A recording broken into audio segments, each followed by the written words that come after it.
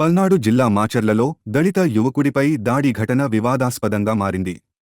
కులం పేరుతో దూషించి చంపుతానని బెదిరించారంటూ బాధితుడు పోలీసులను ఆశ్రయించాడు.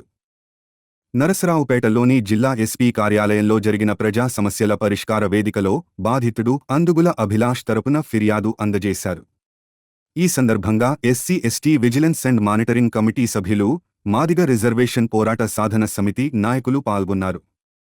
ఏప్రిల్ 27న మాచర్ల పట్టణంలో దేవళ్ల శివ అనే వ్యక్తి దాడి చేసి కులం పేరుతో దూషించి ప్రాణహాని బెదిరింపులు చేశారని ఫిర్యాదులో పేర్కొన్నారు. ఈ ఘటనపై ఎస్సీ ఎస్టీ అట్రాసిటీ చట్టం కింద కేసు నమోదు చేసి కఠిన చర్యలు తీసుకోవాలని బాధితులు, నాయకులు డిమాండ్ చేశారు. నా పేరు అందుగుల అభిలాష్, మాది మాచర్ల. అయితే నన్ను శివ అనే వ్యక్తి దేవళ్ళ శివ నాపై దాడి చేశాడు.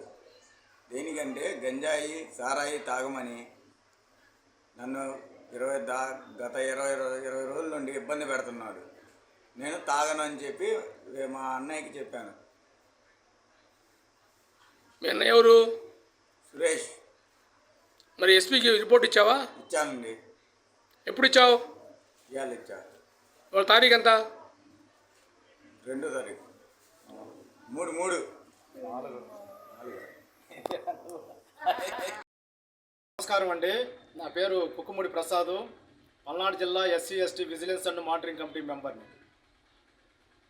మాచర్ల పట్టణానికి చెందిన దళితుడైన ఎస్సీ మాది కులానికి చెందినటువంటి అందుగుల అభిలాష్ అనే వ్యక్తి మరి ఈరోజు గౌరవ పల్నాడు జిల్లా ఎస్పీ కార్యాలయంలో పల్నాడు జిల్లా అదనపు ఎస్పీ గారికి మరి అతనిపై 27వ తారీఖు ఏప్రిల్ 2026న మాచర్ల పట్టణంలో అభిలాష్ ఇంటి దగ్గర అదే పట్టణానికి చెందినటువంటి బీసీ కులానికి చెందిన దేవళ్ళ శివ అనే వ్యక్తి కులం పేరుతో మాదిగనా కొడక అని తిట్టి అతనిపై దాడి చేసి గొంతు మీద కాలేసి తొక్కి చంపుతామని బెదిరించడం జరిగింది.